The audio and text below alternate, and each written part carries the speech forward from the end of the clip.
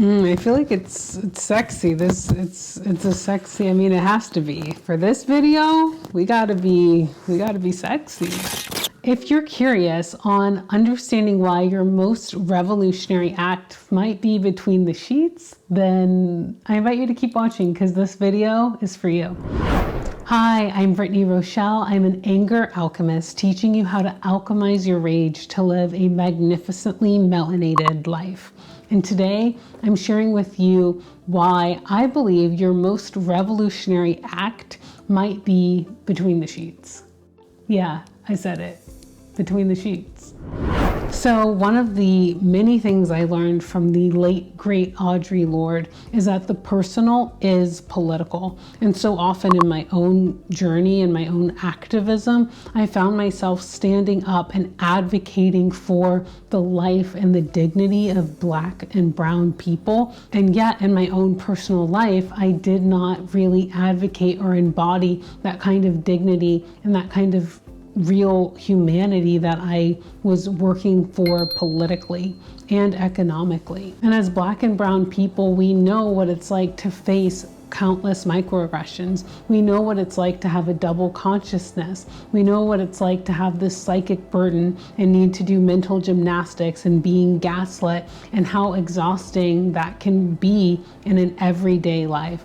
And I think one of the most powerful revolutionary acts that Black and brown people can do is to live a joyful, magnificently melanated life, and one that really exhibits our own humanity, our own beauty, vulnerability, tenderness to ourselves first and then to each other. And I think this is actually incredibly revolutionary because the power structures and the systems of oppression in place are meant to cut us off from our own humanity, from our own dignity, and fundamentally from our own pleasure and our own vitality for life.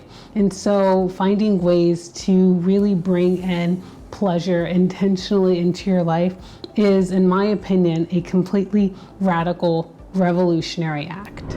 If this is resonating with you and you want to get even more free content, I invite you to check out my free ebook called Melanin, a Reclamation, where I share even more amazing pleasure practices and really powerful personal ways that you can really inhabit one of the most revolutionary things you can do in your lifetime through your own body. So in this video, I'm going to share with you 4 ways that you can tap into this revolutionary power that you can do right now in the privacy of your own space. So let's get into it.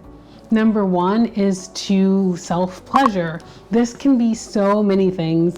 And although I do believe it can be incredibly radical, revolutionary, and fundamentally life-changing to do it between the sheets, you can also experience pleasure in your own body through gardening, if you love gardening, through taking a walk, through becoming a dog owner, which is a personal goal of mine, through really doing something as simple as dancing, doing something as simple as putting on lip gloss if you love lip gloss, or nail polish, really finding any part of your life, it does not have to be sexual, that can give you pleasure, is really how you can completely own this step. Number 2 is start small. While it may be an incredible goal to have a 20-minute long orgasm, you could start with just giving yourself sensual, even non-sexual touch. Doing something as simple as taking a 30-second break to breathe deeply and connect with your body. Doing something as simple as a 3-minute dance break before your next meeting. So often we think that it has to be some like major go to Mexico for 2 weeks or spend thousands of dollars and go on vacation and do these like really massive pleasurable things. But really, when we start small and make adding micro moments of pleasure, it's one of the most powerful and transformative ways that we can really revolutionize our own lives. So number 2 is to prioritize your pleasure.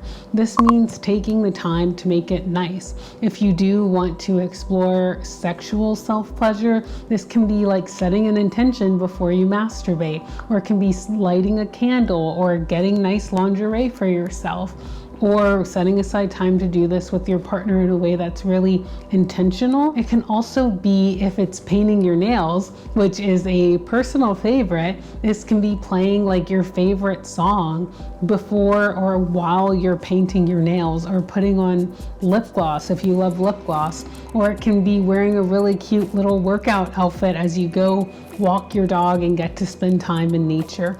Even doing these really small, seemingly insignificant acts, it really changes our brain and the way that we process and understand our own pleasure. And it really tells ourselves and others that we matter, that our pleasure matters, and that being in bliss and ecstasy and vulnerability and tenderness is not only a thing that we do, but it's also something that's important, and it makes it special. This can be as simple as taking 30 seconds to do a dance break, or a minute to do a round of deep breathing, connecting with our body. It can be even as simple as holding ourselves and stroking ourselves and connecting with our physical bodies, maybe while listening to a D'Angelo song. Anything that you want to do, but it does not have to be an all-day event or a multiple-week extravaganza. It can be something that you work into your everyday life. And number 4, and maybe the most powerful of all, is not waiting. This means not waiting until you've lost weight to buy lingerie, not waiting until you look X, Y, and Z way or have accomplished some goal that's in the future before you give yourself pleasure, before you allow yourself to enjoy your own body, your own sensuality, and your own blessing of being alive on this planet. And so when we practice not waiting, it allows ourselves and our nervous systems to be nourished and to know that we, exactly as we are worthy of pleasure and of feeling good. And I think this is incredibly revolutionary and radical, because in a system that's built on your oppression, or a system that's built on believing that you have to get X, Y, and Z thing, believing that you have to do X, Y, or Z thing, and even as Black bodies in the New World, they were seen as units of production, and so your only value is what you produce. Giving yourself pleasure and giving yourself sensuality without being tied to what you produce is incredibly powerful, and it reprograms our own mind, and then it helps trickle out to our own community that we are worthy and deserving of pleasure and of feeling good, regardless of what we do or do not do in the outside world.